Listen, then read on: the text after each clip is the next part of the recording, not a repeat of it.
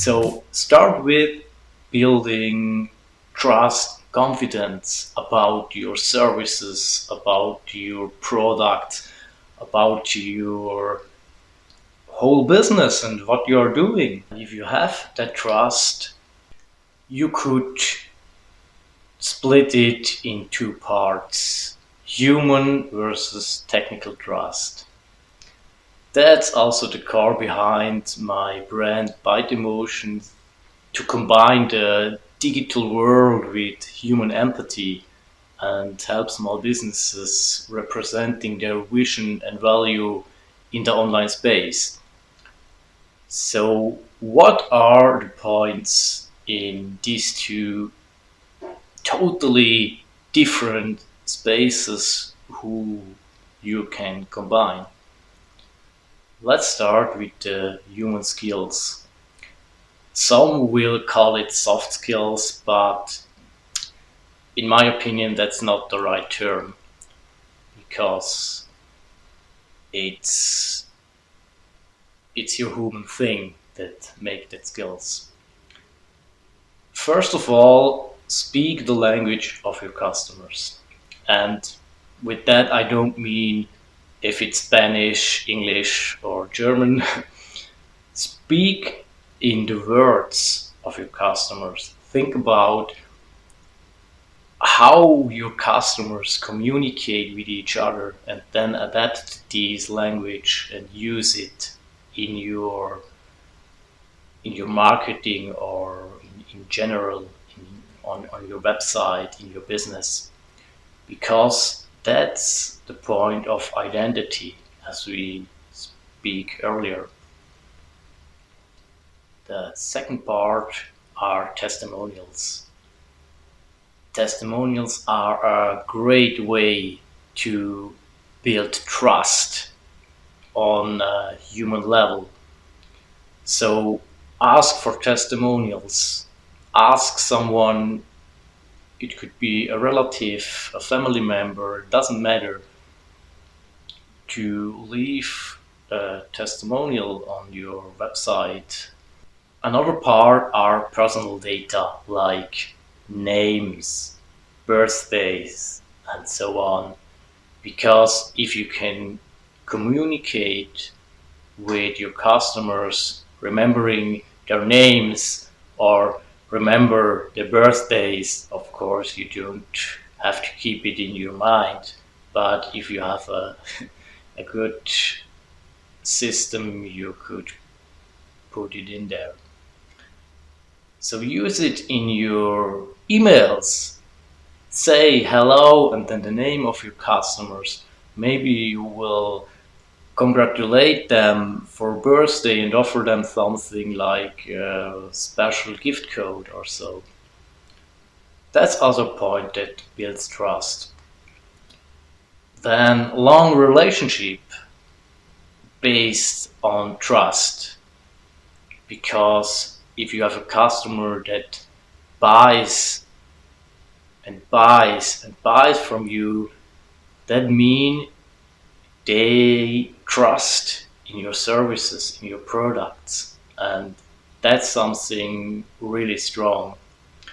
So also reward them. Build a loyalty program where you reward loyal customers, because if you reward them, the bond gets stronger and stronger with you, and without paying them, they will recommend you because they like your products and they like how you care about them.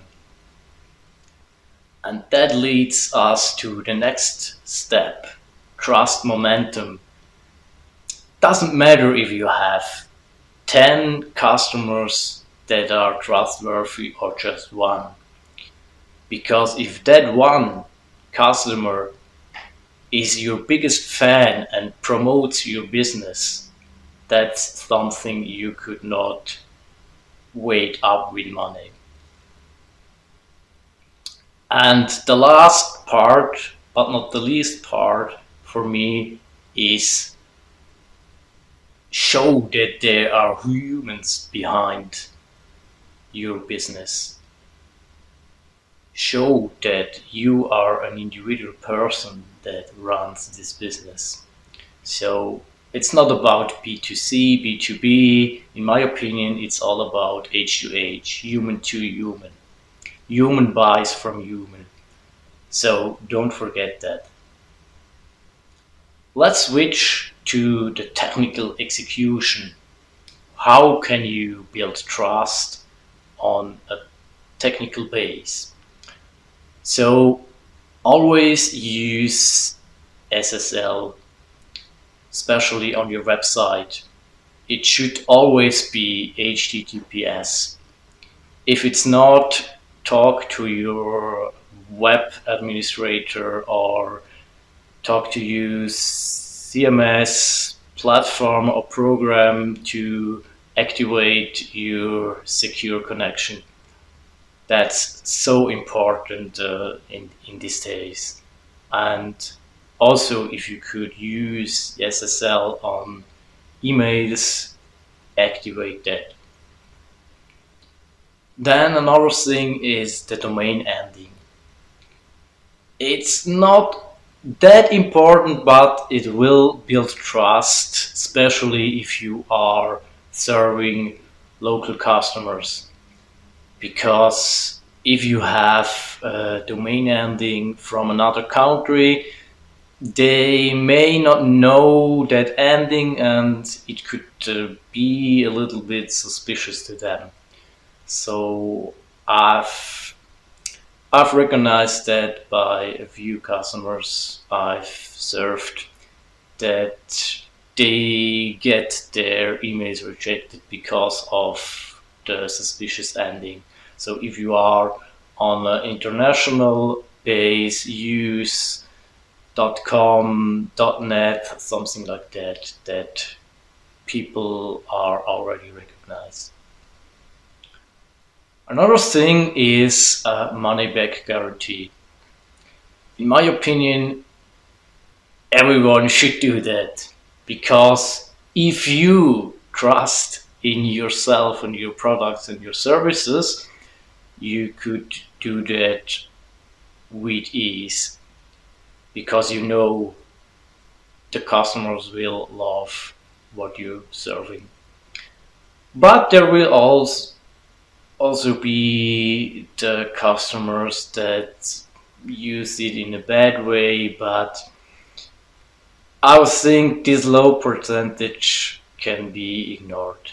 So do it like a trust element on your website. Use money back guarantee if you could. Now, my most favorite point ever. Don't buy followers. Really, don't do it. I had so many customers that had broken Instagram accounts, Facebook groups, and so on because they bought followers or likes. The reason behind that is even if you have 10k followers all buy, they won't serve you well. They don't have trust in you. They just there because you give them money. And in the long run, they don't serve you well, especially if you wanna show them ads or something like that. You will pay a lot more just because someone who don't care about your business see your ads. So don't do that, please.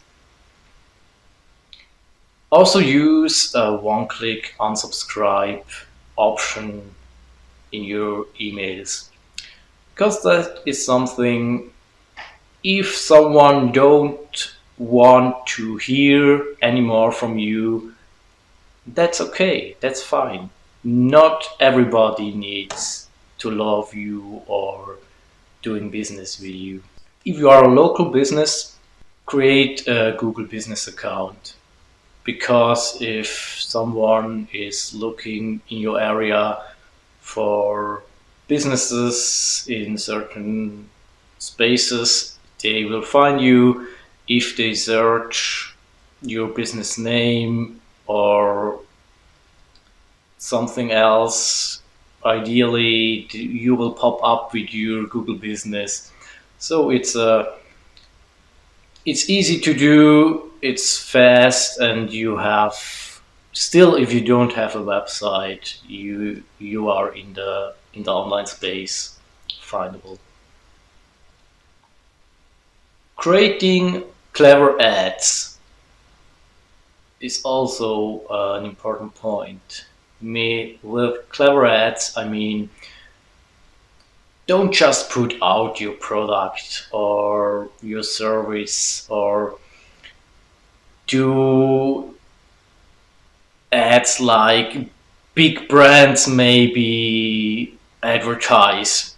I mean, they are good examples of clever ads also from big brands, but if you have especially a product, make make a video, make a story about your product and not just promoting a picture of your product and say buy it, it's discounted. And the last point in the technical space is SEO.